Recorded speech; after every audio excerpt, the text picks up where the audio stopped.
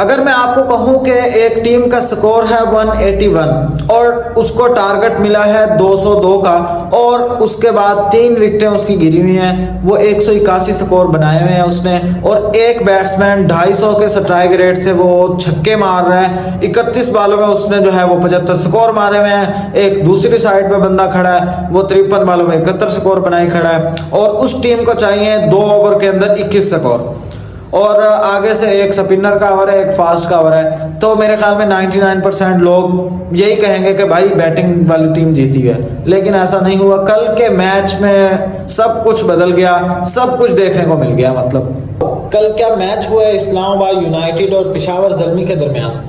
मतलब मैच में सब कुछ ही हो गया। बाबर आजम की सेंचुरी निकल आई, आजम खान का बेहतरीन किस्म के छक्के देखने को मिल गए, आरिफ यकूब की बेहतरीन किस्म की स्पिन बॉलिंग देखने को मिल गई, उसके बाद कॉलिन मनरो की जो है वो बैटिंग देखने को मिल गई, शादाब खान की बेहतरीन किस्म की विकेट्स और फील्डिंग और बॉलिंग देखने को मिल गई, बाबर आजम की बेहतरीन कैप्टनसी देखने को मिल गई। मतलब सब कुछ ही हो गया एक मैच के अंदर। बहुत ही क्लोज मैच था और काफी सारे बैट्समैन जो कोलैप्स करते नजर आए, मतलब पूरी की पूरी टीम कोलैप्स जिस तरह किया, और जो बैटिंग थी वो एक्सपोज हो गई, जिस तरह इस्लामाबाद यूनाइटेड के भी और पेशावर ज़ल्मी की भी। मतलब दोनों टीमों ने अच्छी बैटिंग भी की और अच्छी जो है वो बॉलिंग भी की और दरमियान में कोलैप्स भी किया। मतलब सब कुछ ही देखने को नजर आ गया। पूरी वीडियो में आपको बताते हैं दोस्तों। ये PSL 9 का मैच नंबर 13 था। इसके अंदर बाबर आजम की टीम पेशावर ज़ल्मी टॉस हार जाती है। शादाब खान टॉस जीत के पहले फील्डिंग का फैसला करता है। उसके बाद जनाब आते हैं साइम अयूब और बाबर आजम बैटिंग के लिए। बाबर आजम तो कल तिक्की छुरी की तरह पड़ जाता है ना, मतलब वो पहले मतलब उसने बताया भी है बाद में कि मेरी तो भाई अम्मी आई हुई थी, वो दुआएं कर रही थी, उसकी वजह से वो लगी है दुआ। और बाबर आजम तो कल वाकई ऐसे दिख रहा था कि वाकई जैसे उसको दुआ लगी हुई हो। मतलब उस बंदे ने पहले तो मतलब खड़ा हुआ है थोड़ी देर, वो 42 बॉलों में 52 रन बनाया। उसके बाद उसने जिस तरह की शॉट्स खेली हैं, मतलब हुनैन शाह को वो जो पीछे बैठ के वो जो शॉट खेली, मतलब यार लग ही नहीं रहा था बाबर आजम है, वो तो लग रहा था कोई बाहर से आया हुआ है खेलने या कोई बहुत ही बड़ा हिटर है। और उसने मतलब हुनैन शाह का ओवर लगाया, वहाँ पे पहली बॉल पे चौका, दूसरी बॉल पे छक्का, फिर तीसरी बॉल पे चौका, फिर चौथी बॉल पे फिर चौका। मतलब इस तरह की वो पावर हिटिंग कल दिखा रहा था। और उसने अगली 17 बॉलों पे मतलब 42 पे 52 रन मारी खड़ा था। उसके बाद 17 बॉलों पे उसने जो है वो 48 मार के सेंचुरी अपनी कंप्लीट किया। 59 बॉल्स पर उसने जो है वो सेंचुरी मार दी और आखिर में भी वो 2 बालें बीट हो गई थी, वरना यूं समझ लें कि उसने तो 15 बालों में जो है वो 48 मार दिए थे, 47 जो है रन मार दिए 15 बालों पे। मतलब पावर हिटर बन गया था कल। उसके बाद साइम अयूब की 9 लुक शॉट नजर आई।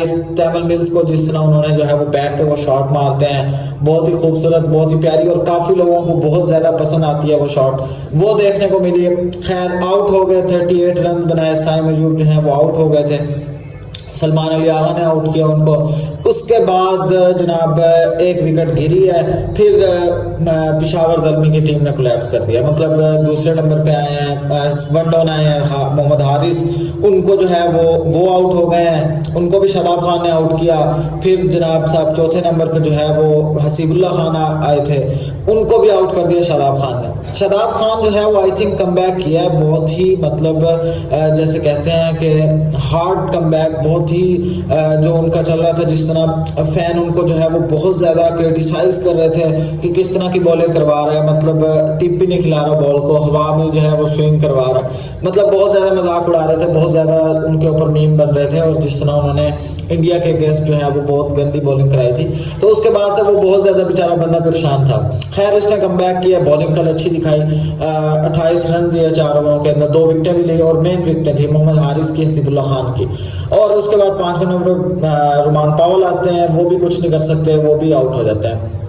उसके बाद वो वाल्टर आता है, पॉल वाल्टर है मेरे ख्याल में यही नाम है आई थिंक, वो आता है खेलने, वो थोड़ी देर रुकता है, बाबर आजम को थोड़ा सांस लेने का मौका देता है, वरना जो पाकिस्तानी प्लेयर जिस तरह जा रहे थे वो तो भाई खत्म। मतलब रुमान पावल से पहले आता है, सॉरी वाल्टर जो है वो रुमान पावल से पहले आता है। उसके बाद रुमान पावल आता है, 8 पे 8 बना के जो है वो भी आउट हो जाता है। फिर आता है आसिफ अली। खैर बाबर आजम जो है वो तो कुछ और मूड में ही खड़ा होता है और वो अपनी कंप्लीट करता है सेंचुरी। और उसके बाद आसिफ अली जो है वो भी 2-3 को चौके शौके मारता है और बाबर आजम जो है वो सेंचुरी कंप्लीट करता है। मेरे ख्याल में 62 या 63 बॉल्स पे उसने जो है वो 111 स्कोर मारता है बाबर आजम। खैर पेशावर ज़ल्मी जो है वो दरमियान में विकटें भी गिरती हैं, उसकी 6 विकटें भी गिरती हैं, लेकिन फिर भी जो है वो स्कोर अपना 201 तक पहुंचा देती है, मतलब 201 स्कोर बना देती है 20 ओवरों के अंदर। उसके बाद शुरू होती है इस्लामाबाद यूनाइटेड की बैटिंग। पेशावर ज़ल्मी की जो बैटिंग थी उसके अंदर जो इस्लामाबाद यूनाइटेड ने बॉलिंग कराई, आई थिंक वो इतनी अच्छी नहीं थी, लेकिन बहरहाल सलमान अली आगा ने बहुत अच्छी बॉलिंग कराई, विकेट भी उठाई थी उन्होंने, रन भी नहीं ज़्यादा दिए। शादाब खान ने जो है वो अच्छी बॉलिंग कराई, 2 विकेटें ली, 28 रन दिए। नसीम शाह ने अच्छी बॉलिंग कराई थी। हुनैन शाह आई थिंक आखिरी ओवर के अंदर बहुत महंगे रहे, वरना वो भी अच्छी बॉलिंग करा रहे थे। तैमूर मिल्स वैसे ही मेरे ख्याल में हर दफे ही उनका मतलब वो है कि वो पिटते ही हैं। 2 ओवरों के अंदर जो है वो 30 रन खाए तैमूर मिल्स ने, वो भी महंगे साबित हुए। उसके बाद इमाद वसीम जो है वो उसको पता नहीं क्या हो गया, इमाद वसीम जो है वो ना बैटिंग में चल रहा है ना बॉलिंग में चल रहा है, कोई समझ नहीं आ रही उसकी जो है वो कहाँ, वो फील्डिंग भी नहीं हो रही उससे, इमाद वसीम से फील्डिंग भी नहीं हो रही, बैटिंग भी नहीं हो रही, वो वहाँ पे भी डॉट बॉल्स जो है वो खेल रहे हैं। बैटिंग के अंदर जो है वो सही नहीं है, बॉलिंग के अंदर भी उन्होंने 1 ओवर के अंदर 17 रन दिए। बहरहाल उसके बाद जनाब शुरू होती है इस्लामाबाद यूनाइटेड की बैटिंग। जॉर्डन कॉक्स और आते हैं कॉलिन मनरो ओपन करने। कॉलिन मनरो जो है वो तो खड़ा रहता है, जॉर्डन कॉक्स फिर आउट हो जाता है। वनडन आते हैं हमारे कैप्टन शादाब खान आते हैं, लेकिन वो भी नहीं चल पाते आज के मैच में, वो भी नहीं चल पाए। और उसके बाद जनाब चौथे नंबर पे सलमान अली आगा आते हैं और वो भी आउट हो जाते हैं साइम के एक बॉल पे, मतलब वाइड बॉल थी एक, उसको वो टच करते हैं और वहां पे आउट हो जाते हैं। वहां पे तकरीबन जिस तरह लग रहा था 3 विकेटें गिर गई बैक टू बैक, तो वहां पे इस्लामाबाद यूनाइटेड के हाथ से जो है वो मैच तकरीबन निकल चुका था, क्योंकि कॉलिन मनरो जो है वो काफी डॉट बॉल खेल रहे थे और उसके बाद आई थिंक अच्छे बैट्समैन जो हैं वो काफी आउट हुए। आजम खान उसके बाद आते हैं और वो जिस तरह की बैटिंग शुरू करते हैं, मतलब वो तो भाई ताबड़तोड़, मतलब तिखी छुरी बन जाते हैं पेशावर ज़ल्मी के आगे, और वो 21 बालों में 50 मार देते हैं। उसके बाद उसने जनाब साहब मेरे ख्याल में 29-30 बालों में जो है वो मार देता है 75 स्कोर, मतलब लास्ट बॉल अगर निकाल दें उसके आउट होने की, और वो टीम के स्कोर को पहुंचा देता है 181 तक, मतलब 181 तक पहुंचा देता है 18 ओवर्स के अंदर, मतलब तकरीबन जिता जाता है। उसके बाद वो लास्ट बॉल थी, मतलब 18वें ओवर की लास्ट बॉल पे वो आउट हो जाता है।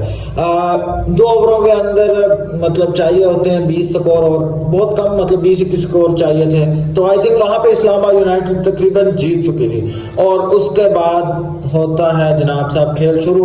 आरिफ याकूब को देता है 19वां ओवर बाबर आजम की आई थिंक कैप्टनसी बहुत टॉप क्लास दिख रही है। पिछले मैच में भी उन्होंने थोड़ा सा रिस्क लेके जो है वो जितवाया था मैच मुल्तान सुल्तान के अगेंस्ट, और इस मैच में भी वो वही काम करते हैं। आरिफ याकूब को देते हैं 19वां ओवर और वहीं से जो है वो कहानी बदलती है।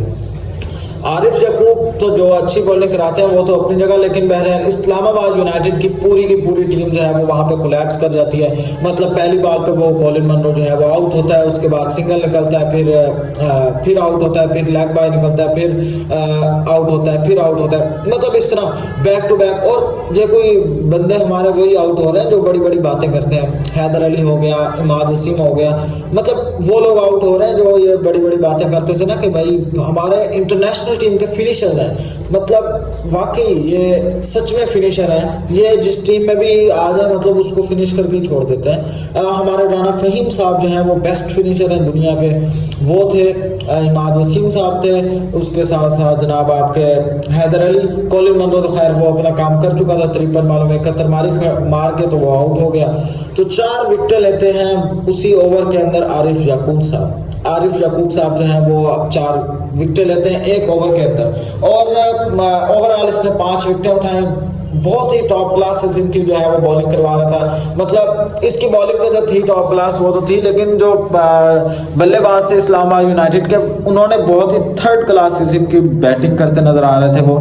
और उसके बाद आरिफ याकूब जो है उन्होंने 5 विकेटें उठाई, कुल 27 रन दिए आई थिंक मेरे ख्याल में। और मतलब अच्छी बॉलिंग नजर आ रही थी। स्पिन बॉलर को आजकल जिस तरह जो है वो पिट रहे हैं लीग्स के अंदर, तो आई थिंक वो नहीं नजर आया और आरिफ यकूब ने अच्छी विकेट ली। उसके बाद नसीम शाह को मतलब स्ट्राइक दे रहा था इमाम वसीम और फहीम अशरफ के, भाई तू छक्का मार ले, हमसे नहीं लग रहा, आज तू छक्का मार ले। आखिरी ओवर था सलमान इरशाद का, नसीम शाह ने एक छक्का भी मारा खैर, और उसके अंदर जो है वो ओवरऑल देखे एंड में ओवर के अंदर जो है वो इतना 18 रन बच गया था, मेरे ख्याल में 19 रन बच गया था। आरिफ यकूब ने 19वें ओवर के अंदर सिर्फ 2 रन दिए थे और वो भी उनकी तरफ से 1 रन था, 1 लेग बाई का था। और इस तरह ओवरऑल जो है वो आखिरी ओवर में ज़्यादा स्कोर बच गया था, टीम सारी आउट हो चुकी थी और उसके बाद वहाँ पे भी आउट हो गए सारे। और कहानी यह है कि 183 पे 8 विकेटें थी, 181 पर 3 विकेट्स और 183 पर जो है वो वहाँ पे 8 विकेटें गई हुई थी इस्लामाबाद यूनाइटेड की। इस्लामाबाद यूनाइटेड जो है वो ये मैच हार गया। दोस्तों अगले मैचेस के बारे में जो है वो आपको नेक्स्ट वीडियो में बताएंगे। नेक्स्ट वीडियो मिलते हैं, तब तक के लिए अल्लाह हाफिज़।